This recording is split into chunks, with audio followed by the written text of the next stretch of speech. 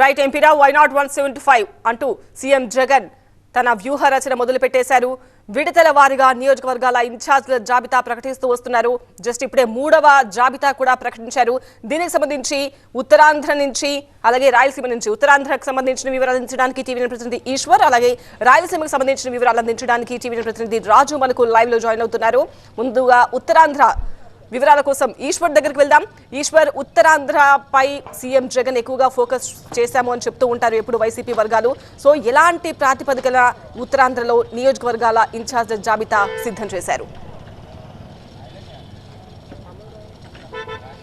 చాలా బలంగా social engineering చేసినట్టుగా మనకు చాలా స్పష్టంగా అర్థమవుతోంది. ఎందుకంటే ఈరోజు ప్రకటించిన స్థానాల్లో శ్రీకాకుళం ఎంపీ, విజయనగరం, విశాఖ 3 వరుసగా ఉన్న లోక్సభ స్థానాలకు సంబంధించిన ఎంపీ అభ్యర్థులను ప్రకటించారు. అందులో చాలా కీలకంగానే ఎక్సర్సైజ్ జరిగిందన్నట్టుగా మనకి చాలా స్పష్టంగా అర్థమవుతుంది. ఎందుకంటే ప్రధానంగా శ్రీకాకుళం ఒకసారి చూస్తే అక్కడ కాళింగ సామాజిక వర్గం నుంచి చాలా బలమైన సామాజిక వర్గం, అక్కడ నుంచి ఆ అభ్యర్థికి ఇవ్వాలన్న ఆలోచన ఆయనకుంది. అందులోనూ అక్కడ టెక్కిల్లో దువ్వాడ శ్రీనివాస్కి, పేరాడి తిలక్కి మధ్య కొంత గ్యాప్ ఉంది. సో ఇద్దరికీ న్యాయం చేసే విధంగా పేరాడి తిలక్ని ఎంపీ అభ్యర్థిగా ప్రకటించారు. సో అదే సమయంలో టెక్కిలికి సంబంధించి దువ్వాడ శ్రీనివాస్ గతంలో ఇన్ఛార్జిగా ఉన్నారు. ముఖ్యమంత్రి కూడా ఆయన అప్పట్లో మొదటగా ఆయన్ని సమన్వయకర్తగా ఉంటారని అనౌన్స్ చేశారు. ఆ తర్వాత మళ్ళీ ఆయన పేరును మారుస్తూ ఆయన సతీమణి దువ్వాడ వాణికి ప్రస్తుతం అక్కడ ఇన్ఛార్జిగా ఉంది.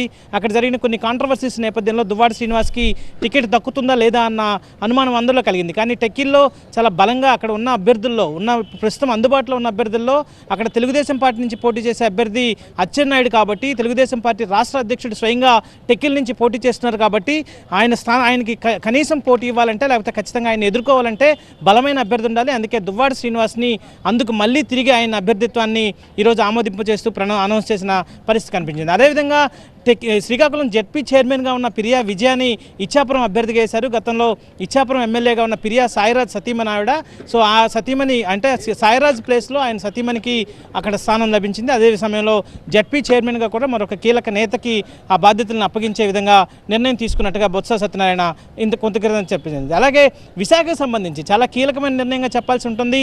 విశాఖలో ఇప్పటి వరకు విశాఖ ఎంపీగా బొత్స ఝాన్సీని ప్రకటించడం ఖచ్చితంగా గట్టి నిర్ణయంగానే చూడాల్సి ఉంటుంది. చాలా అనేక అంశాలను పరిగణలోకి తీసుకుని ఆమె అభ్యర్థిత్వాన్ని ప్రకటించినట్టుగా చూడాల్సి ఉంటుంది. ఎందుకంటే విశాఖ ఉత్తరాంధ్ర మొత్తాన్ని రిఫ్లెక్ట్ చేసే విధంగా విశాఖ లోక్సభ ఉంటుంది. విశాఖ లోక్సభ నుంచి సాధారణంగా గతంలో చూస్తే ఓసీ వర్గాలకే ఎక్కువ ప్రాధాన్యత లభించేది. 2004లో నేదురుమల్లి జనార్దన్ రెడ్డి, 2009లో పురంధేశ్వరి, 2014లో ఖమ్మంపాటి హరిబాబు, 2019లో ఎంవివి సత్యనారాయణ, వీళ్ళందరూ ఇతర ప్రాంతాల నుంచి వచ్చి ఇక్కడ ఎంపీలుగా ఎన్నికయ్యారు. కానీ ఈసారి మాత్రం స్థానిక నేతకి, స్థానికంగా ఉన్న బీసీ నేతకే అవకాశం ఇవ్వడం ద్వారా ఒక సంచలనమే సృష్టించారని చెప్పుకోవచ్చు. ఒక రెవల్యూషన్ అన్న నిర్ణయం అన్నదిగా చూడాల్సిన అవసరం ఉంటుంది. ఎందుకంటే ఉత్తరాంధ్ర మొత్తాన్ని ఇన్ఫ్లుయెన్స్ చేసే విధంగా బొత్స కుటుంబం ఉంటుంది. బొత్స గతంలో పీసీసీ ప్రెసిడెంట్గా చేశారు. ఉమ్మడి ఆంధ్రప్రదేశ్లో ముఖ్యమంత్రి అభ్యర్థిత్వాన్ని కూడా ఆయన పోటీ పడ్డ నేపథ్యం ఉంది. కాబట్టి అంతటి బలమైన కుటుంబం నుంచి ఈరోజు ఎంపీ అభ్యర్థిగా ఝాన్సీని ప్రకటిస్తే ఆ ఇన్ఫ్లుయెన్స్ మొత్తం ఉత్తరాంధ్ర మొత్తం మీద ఉంటుందన్న అభిప్రాయం కలిగే విధంగా దాన్ని తీసుకోవడం జరిగింది. ఎందుకంటే ఒక బీసీ నినాదంతో ముందుకు వెళ్తున్న పరిస్థితి కనిపిస్తోంది. సోషల్ ఇంజనీరింగ్లో కూడా బీసీలకు ప్రాధాన్యత ఇస్తున్నాం, మిగతా నిమ్న వర్గాలకు అధిక ప్రాధాన్యత ఇస్తున్నారు అని చెప్తున్నారు. కాబట్టి దాన్ని రిఫ్లెక్ట్ చేసే విధంగా నిర్ణయం ఉండబోతోంది. దాని ప్రభావం ఉత్తరాంధ్ర మొత్తం మీద ఉండే అవకాశం ఉంటుంది అన్నది వైసీపీ వర్గాల నుంచి వస్తున్న విశ్లేషణ. అలాగే విజయనగరం సంబంధించి కూడా విజయనగరం జిల్లా పరిషత్ చైర్మన్గా, విజయనగరం జిల్లా వైఎస్ఆర్ కాంగ్రెస్ పార్టీ అధ్యక్షుడిగా ఉన్న మజ్జిసీను ప్రస్తుతం అక్కడ ఆయన విజయనగరం ఎంపీ అభ్యర్థిగా ప్రకటించారు. మజ్జిసీను కూడా బొత్స సత్యనారాయణకి మేనల్లుడు.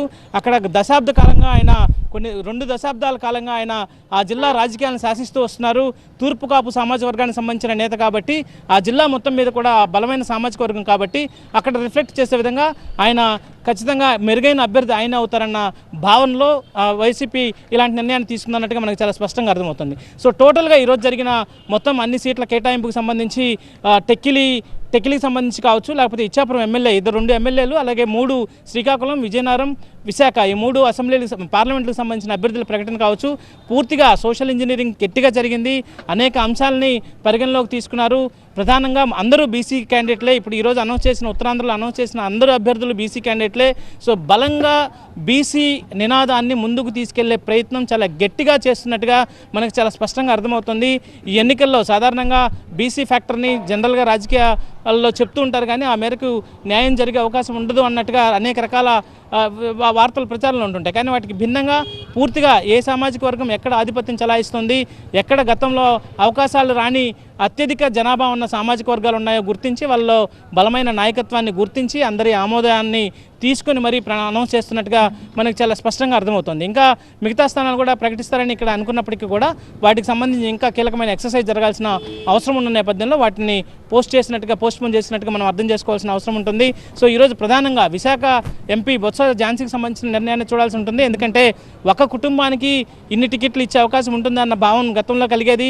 ఎందుకంటే బొత్స సత్యనారాయణ కుటుంబానికి ఆయన సతీమణికి, ఆయన ఎలాగూ చీపురుపల్లి ఎమ్మెల్యేగా పోటీ చేస్తారు కాబట్టి ఆయన సతీమణికి ఎంపీగా పోటీ చేసే అవకాశం ఇస్తారా లేదా అన్న చర్చ కూడా పెద్దగా జరిగింది. ఎందుకంటే వైసీపీ మొదటి నుంచి ఇట్లాంటి సూత్రాన్ని కట్టుబడి ఉంటుంది. అట్లాంటి గట్టిగా ఒక కుటుంబానికి ఒక టికెట్ మాత్రమే ఎక్కువ, ఒక కుటుంబం నుంచి 2-3 టికెట్లు ఇచ్చే అవకాశం పెద్దగా పరిగణలోకి తీసుకునే అవకాశం ఉండదు అన్నట్టుగా ప్రచారం జరుగుతూ వచ్చిన నేపథ్యంలో బొత్స సతీమణికి, బొత్స ఝాన్సీకి ఆమెకి ఇవ్వడం ద్వారా ఆ బొత్స కుటుంబంలో కూడా ఇప్పుడు ఇచ్చిన విజయనగరంలో కూడా బొత్స మేనల్లుడు చిన్నసీనుకే టికెట్ ఇచ్చారు కాబట్టి బొత్స కుటుంబానికి ప్రస్తుతానికి 4 టికెట్లు లభించినట్టుగా మనకు అర్థం చేసుకోవాల్సిన పరిస్థితి కనిపిస్తుంది. సో మొత్తానికి సోషల్ ఇంజనీరింగ్లో భాగంగానే బలహీన వర్గాలకు సంబంధించిన నేతల్ని ముందుకు తీసుకొచ్చి ఎన్నికల్లో పోటీ పెట్టి లబ్ధి చెందే ప్రయత్నం వైసీపీ చేస్తున్నట్టుగా మనకు చాలా స్పష్టంగా అర్థమవుతున్న ప్రయత్నం కనిపిస్తుంది.